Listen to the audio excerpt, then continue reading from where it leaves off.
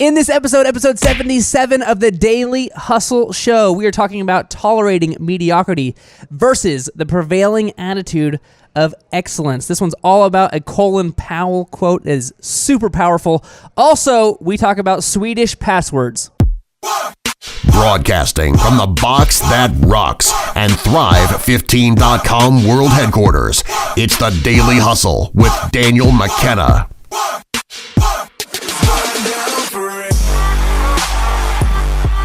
What's going on, folks? It is episode 77 of the Daily Hustle. Over to my left, not wearing a jacket today, Marshall F. Morris. Over here, Daniel McKenna. Today we are talking about tolerating mediocrity versus the prevailing attitude of excellence. It's like a Street Fighter movie almost. It's like tolerating mediocrity versus the prevailing attitude of excellence.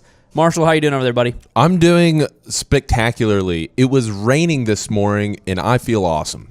That's good commentary. Thank you. The people at home They were curious. There's more value. There's more value. They were curious about the weather.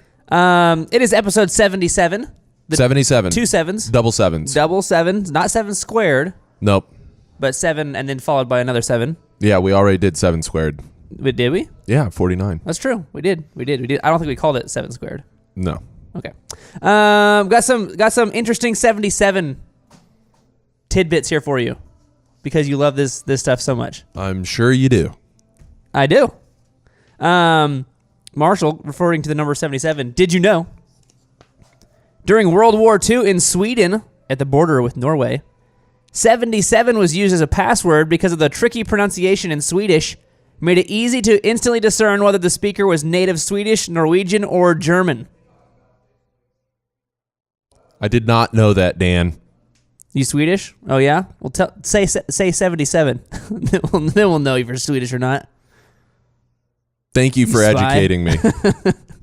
Did you know a 1077 is a New York City Fire Department's 10 code for a high-rise multiple dwelling fire? If there's a 1077, that's a bad day.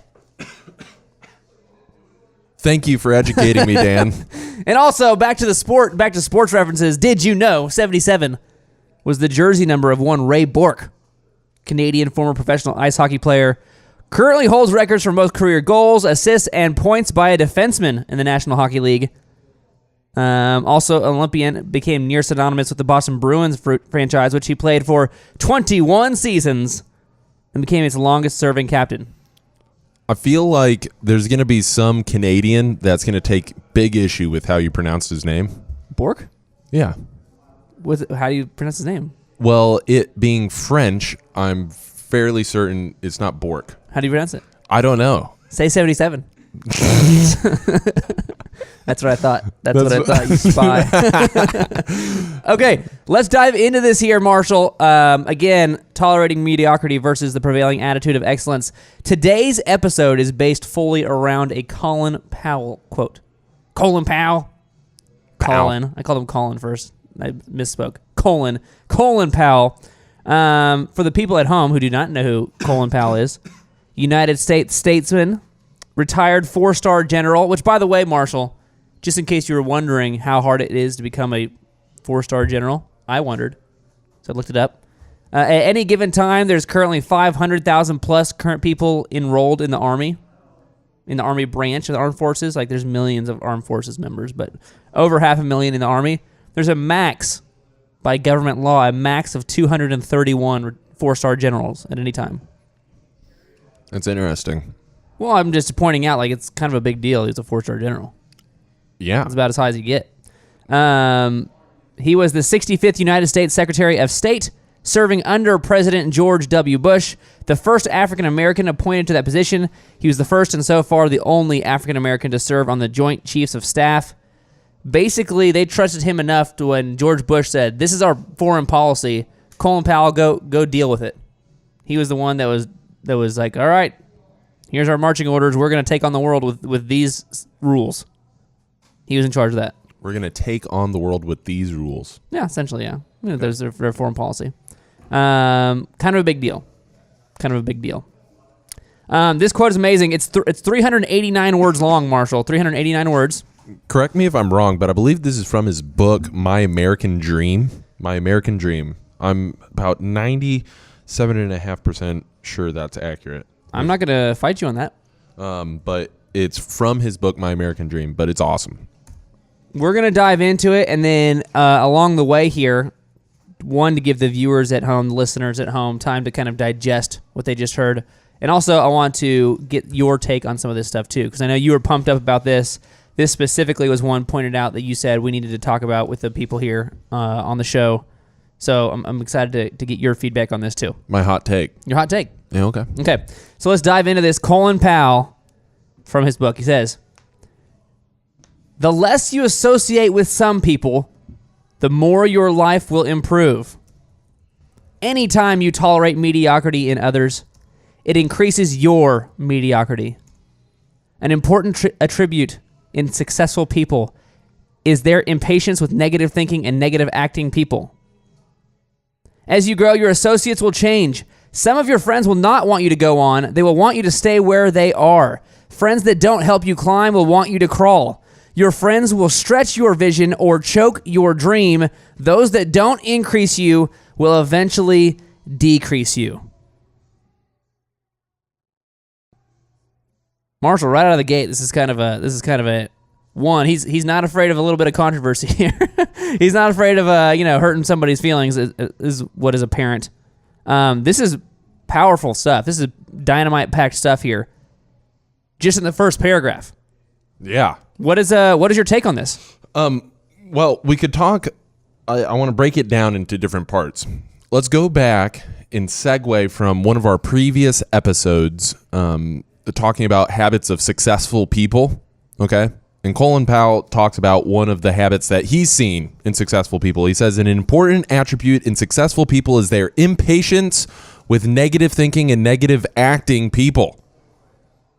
So Dan, I don't know about you, but me definitely through the years, high school, college, there's some people that have just been negative, like super negative all the time. Have you seen these people? I would only call that the majority of the human race. But so yes, I have seen a few of these people. It's just like you can't stand to be around them, or nobody else for that matter can stand to be around them. It's like, hey man, how's it going? And he goes, well, life sucks. All right. It's just like, it's Tuesday afternoon. What are you talking about? Well, and so like you see these people on, most frequently, in my opinion, on social media and for some reason, misery loves company. Sure. People that are miserable like to surround themselves with other people that are miserable, so they're miserable can feel normal. Because if you are miserable and you associate with happy people, you get uncomfortable. Okay? But uncomfortable is not bad. You surround yourself with enough happy people, you're going to say, well, I don't want to be uncomfortable. I probably should be happy. And so that's what he's talking about here. Okay? In the same way, if you are associating with a negative person, anytime you tolerate mediocrity, anytime you tolerate that negativity in others, it increases your mediocrity. It's impossible to associate with these people and allow yourself to stay at the highest standard possible, the highest positive thinking, the highest positivity, the highest success rate. If you want to grow, okay, you cannot tolerate mediocrity in other people. Now, that extends for everybody. With their friends, with their family, with their employees, okay? So specifically in a business sense, if you're listening to this right now, you're either working for somebody or you're managing employees or you own a business. If you tolerate mediocrity in your employees, then your company will be mediocre. It's a very simple formula. So I do believe that this is very candid, this is very direct, but this is a process. This was something that you had to acknowledge and move beyond in order to get past it. You have to acknowledge it first before we get past it, and we're going to actually talk about that here a little bit later in the rest of the quote. I would also say that most people probably don't consider themselves negative people, and probably most people don't go to the extreme of every time you talk to them, they're talking about like how it's the worst day of their life, and it's probably not like that extreme. But I will say that most people that I've talked to do tend to focus on negative things. This morning, it was raining. I had done my hair. It was raining. I came inside. Now I'm wet. Well, I mean, we didn't talk about, like, you're also alive this morning, and you're pretty healthy, and we're here, and we're doing a show. I mean, that's something you could have been positive about, but instead we're talking about it's raining, and now your hair's messed up. My hair doesn't get messed up. Well, I wasn't saying you. I'm just saying in general, like, for whatever reason, the human population tends to focus on whatever's going wrong when whatever's going right is right there as well. Whatever's going right is also an option to choose to focus on. Mm-hmm. But there's more focus on this didn't go right. How are you doing today? My ankle kind of hurts, my knee, a little bit sore, kind of tired. Didn't really sleep very well last night. Kind of tired. Like those are like that's common, right? That's common for most people. Correct. So if you are at home, take the time to focus on what is right, what is going on that is right around you, and that's going to bring you out of some of this mediocre thinking that Colin Powell is talking about. Also, if I had the option, I would go back in time and pronounce that word attribute instead of attribute, because as soon as I said it, I was like, well, that's not right, but it was too late. I couldn't Photoshop it out. Is that a negative or a positive comment? That's a positive. I can do better. Okay. And people, people, I think, get confused, and criticism isn't necessarily negative. If it's constructive criticism, it's being humble enough to know that you can get better. And I think that's important within the business workplace. Got two quotes here for you. I'm ready. Andrew Carnegie. Perhaps you've heard of him. Andrew Carnegie. Only one of the world's richest men of all time. Like, built a empire. Carnegie Steel, several other things. People who are unable to motivate themselves must be content with mediocrity, no matter how impressive their other talents. Just want to get that, painted above my doorway. Like, every day I walk out, kind of like Notre Dame, you hit the sign. Do you hit your door threshold? Well, I might if I had this painted above my doorstep. Maybe, yeah. I think it's powerful. I think it's good stuff. I do that too. Well, you do that. You do that to make sure you don't hit your head on it. You do that where is it? Okay, it's right there. It's chest high. It's chest high. I got to get below chest high. Duck. That's why you do that. Yeah. Here's another one. This is something that Tim Ferriss had tweeted. You know who Tim Ferriss is? Yes, Tim Ferriss. Podcaster. One of the most successful podcasters, if not the most successful podcaster in the world, wrote the 4-Hour Work Week, the 4-Hour Body, 4-Hour Chef, 4-Hour Chef, Tools of Titans, best-selling author, known for his experimentation and preciseness. He had a tweet that said, "All good is hard, all evil is easy. Dying, losing, cheating, and mediocrity is easy. Stay away from easy." Quoting Scott Alexander. Wow. Just got some heat here for you in the morning here, Marshall. Now, it does pose an interesting question when it comes to talent, because you look at talented people, and many times you will say, that's easy for them. It's easy for that person. It's easy for that guy. He's got a huge following. It's easy for that guy. It's easy for him to make that jump shot. It's easy for him. He's tall. It's easy. And I think that's an interesting point. Are you predisposed, to certain things? Do you have certain talents? Are you gifted with certain abilities? But I believe that if we rested on most of those abilities, then they would not be as talented. The athletes, the artists, the musicians that we see would not be as far as talented as we see them now. Absolutely. It's just a starting point. Your natural talents will make you better than average, whatever you're naturally talented at. But to be good, to be world class, you can't. It's not just talent. There's a lot of work involved. Stay away from easy. Okay, we're gonna keep going with the Colin Powell here quote. Got it? Colin Powell. Here we go. Continuing. His quote here. Consider this. Never receive counsel from unproductive people. Never discuss your problems with someone incapable of contributing to the solution, because those who never succeed themselves are always first to tell you how. Not everyone has a right to speak into your life. You are certain to get the worst of the bargain when you exchange ideas with the wrong person. Don't follow anyone who's not going anywhere. With some people you spend an evening, with others you invest it. Be careful where you stop to inquire for directions along the road of life. Wise is the person who fortifies his life with the right friendships. If you run with wolves, you will learn how to howl. But if you associate with eagles, you will learn how to soar to great heights. A mirror reflects a man's face, but what he is really like is shown by the kind of friends he chooses. The simple but true fact of life is that you become like those with whom you closely associate for the good and the bad.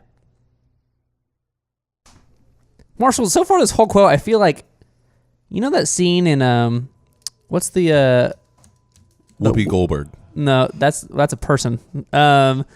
What's the movie with that Will Ferrell's in, and they're starting the fraternity on the, Whoopi Goldberg. Nope, that's not it. Sam, help me out here. Old School?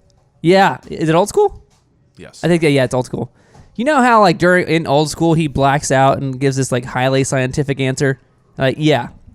What happened? I feel like Colin Powell is, like, kind of writing this book, and it's going well, and he's talking about hanging out with George Bush and hanging out, and, like, here's the military stuff we did. And then he just blacked out and wrote this epiphany, like, this is amazing. This is strong stuff. Yeah. I'm ready for your hot take on this. Okay, so the synopsis, the cliff notes, the takeaway from this is your net worth is the average value of your network. Go on. Okay, so if you don't want to be negative, don't hang out with negative people. If you want to be positive, hang out with positive people.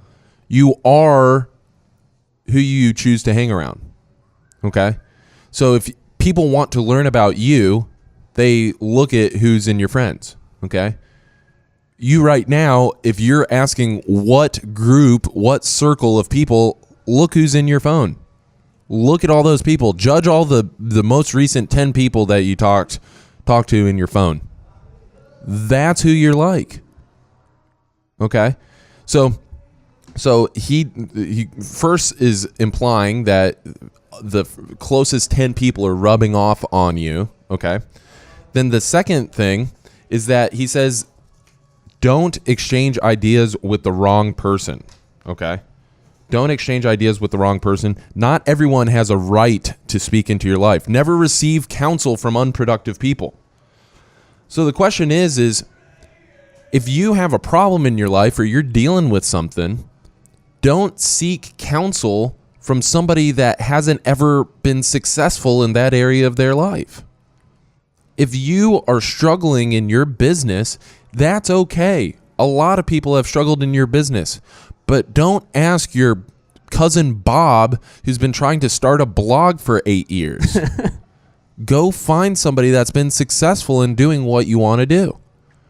Furthermore, understand that other people that have been unsuccessful are going to want to give you advice. They're going to want to provide you their counsel. They want to provide you what they believe to be true because they have never done it themselves. Go out and seek those who make you better, refine you, and enhance your skills, and seek counsel from successful people, people that have been down the path that you want to go down. I love the example he uses in here. If you run with wolves, you will learn how to howl. If you associate with eagles, you learn how to soar to great heights. I love that. Whoever you're choosing to hang out with is who you're going to become like. Speaker and best-selling author Jim Rohn famously said that we are the average of the 5 people we spend the most time with. That's what you were talking about. Whoever we spend the most time around, we're about the average of those 5 people. He stole my idea. He went in. He came in the future, and he watched this episode, and he watched what you said. He said, Yeah. that's really good. So did Porter Gale. Then went back in time and wrote books about it.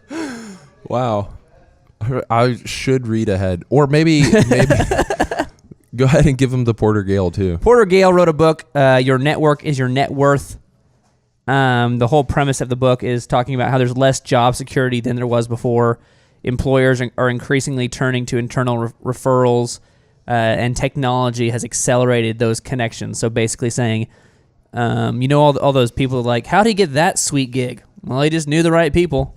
That's what they're talking about. They're talking about how there's a lot of more referral based for big opportunities, and they're saying your network, like who you know, is your net worth, because that's who is gonna open up to like how you can get that job, how you can get that opportunity. One of the guys that we quote a lot and talk about on the show here is Gary Vaynerchuk. Yep. And one of the things that I think he does really in a unique way is he invests a lot of time with his employees at VaynerMedia. He like sits down with them and like talks with them about their experience. And he doesn't have the ability. He's very transparent about it. He doesn't have time to like develop deep relationships with everybody there. Right. But he does value the time that's spent like with them. And so he has a very short amount of time to really get to know them and impart wisdom into their life. Yeah. And one of the things that I saw him talk to one of his employees is employees frequently want to know, how do I get ahead in VaynerMedia? How do I excel? How do I excel in my position? How do you do this?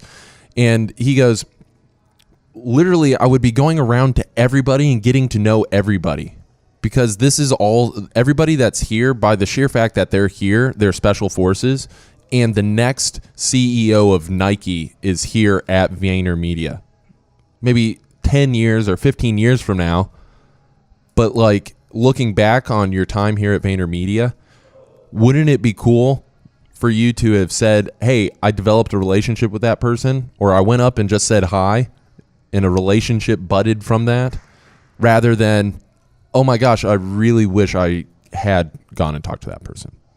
So very much so, we are in the heart of a socially connected world. Our social communities are online and connected 24/7, and so 100% your net worth is the average value of your network. So bring in, okay, we talk about this, bring in those that increase the value of your net worth.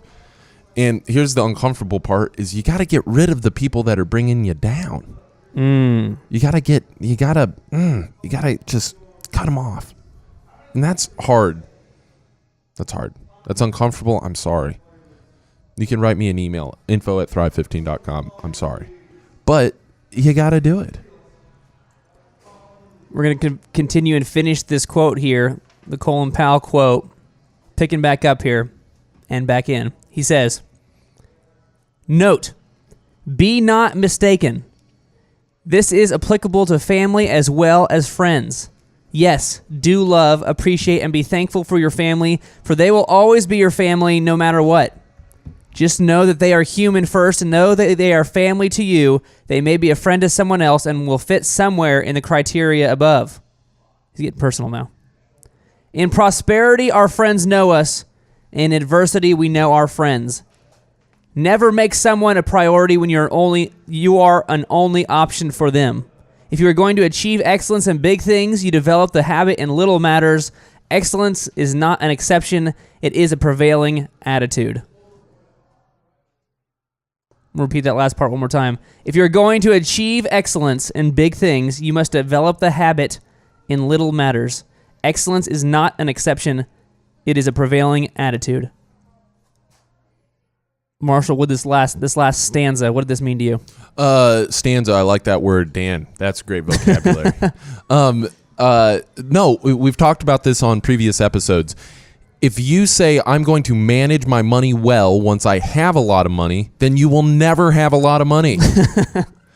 If you say, oh, I will do business the right way once we hire this next person, then you will never hire that next person, because that person doesn't want to work for a terrible company. Okay? But the cool thing is that the threshold to like start doing things the right way is very, very small. It's right there in front of you. You just got to start doing it. There is no trigger. Don't wait for a trigger for it to start doing it the right way. Just like make a commitment. In my life, I'm going to start doing this correctly, and in my business, I'm going to start doing this correctly. Not tomorrow, not next week, now. Just like now. It's that simple. It's that easy. It's just making the commitment. It doesn't cost you anything to make the commitment to start doing things the right way. But the bounty, the abundance, the excess, the success that you're going to have is developed in the habits in small things, okay? And excellence, it's not a, what does he say? It's not an exception. There aren't exceptional scenarios. The most talented, the musicians, the successful athletes, they're not exceptions to this rule, okay? But rather it's a prevailing attitude. You look at those that are successful and you find that not only do they do their one thing successfully, but they also do everything else successfully because it's an attitude. It's an attitude at which they approach life. So that's a really, really cool thing. If you're going to achieve excellence in big things, you must develop the habit in little matters. What stuck out to me about this was what it kind of reminded me of is, you know how, like, if you're a professional athlete, if you're a professional musician, if you're one of the best in the world at something, you know how, like, if these people are nice people to everybody, it's kind of a surprise. Like, you're like, I met Kobe Bryant. He's a nice guy. Like, it's almost a surprise, right? Because in general, they have the persona of being, like, kind of cocky, kind of standoffish, kind of, I'm better than you, I'm better, I'm the best basketball player ever, I'm the best singer ever, whatever, right? In general. But what you don't see is that those people behind the scenes, they work like they're going to be the best as well. The amount of work that, like Kobe Bryant, he when he was playing for the Lakers, he would fly a helicopter from his house to downtown LA so he could get there to practice earlier, so he could skip traffic, so he could put up hundreds of shots before practice started. That's hot. He didn't have to do that. He was already cemented as like an NBA All-Star, NBA Hall of Famer. Even towards the end of his career, he was doing that. He was getting up at 4 a.m. to go get a workout in before anything started, so he could get back and say bye to his kids when they went off to school, and then go to practice. That's right. Like, yes, these people act like they're the best, but they also put in the work behind the scenes, like, I'm going to be the best. It doesn't just happen naturally. It's that prevailing attitude of excellence. So in this episode, Marshall, we talked about certain controversial things, such as tolerating mediocrity and people around you or not, tolerating maybe some friends or not, tolerating maybe some family members or not. Talked about receiving counsel from unproductive people, how not everyone has a right to speak into your life, how the people you hang around is who you're going to become like. Talked about excellence in, as a prevailing attitude. Anything in here that really stuck out to you as like a closing thought? Maybe we've already talked about it, maybe we haven't talked about it yet. Is there anything from this Colin Powell mastery here talking about tolerating mediocrity versus the idea of a prevailing attitude of excellence? You must develop an attitude of excellence, and that starts right now. It's not more difficult than that. Just start doing it. And the whole versus tolerating mediocrity, every day that you don't work towards a reputation of excellence is a day that you're creating a habit of mediocrity. And it becomes harder and harder to break every day. It's harder to break a habit of mediocrity after you've been mediocre for 20 years. So break that habit now. Bam. Bam. That was it for episode 77, ladies and gentlemen. Marshall, go ahead and tell them about the Thrive15.com workshops that we do here in the building. In case you are looking to increase your capacity for a prevailing attitude of excellence, tell them about the workshops. The workshops, you can learn more at thrivetimeshow.com/workshops. There you go, thrivetimeshow.com/workshops. You come out here. It's a 2-day intensive workshop. You come here.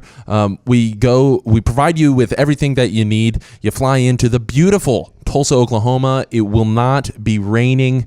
I promise it won't be raining. Usually doesn't rain. It might rain, okay? But we'll be inside, so we won't be out in the rain. But we teach you everything: customer service, sales, marketing, the purpose, refining your unique value proposition, legal, the whole shebang. We teach you everything that you need to know to get your business going. Most business owners, they leave with about 6 months worth of action items to be doing in their business once they return to their business. So we define what needs to be done and provide you the tools that you need to get going. And you just come out here. It's a 2-day intensive workshop. You're going to learn from business mentors. You're going to increase the value of your network while you're here. And it's pretty sweet. It's everything that you would want a business conference to be. There you go. Boom. That was it for episode 77, ladies and gentlemen. Over there to my left, Marshall F. Morris. Over here, Daniel McKenna. That is it for today's episode of The Daily Hustle. We will see you next time. Boom.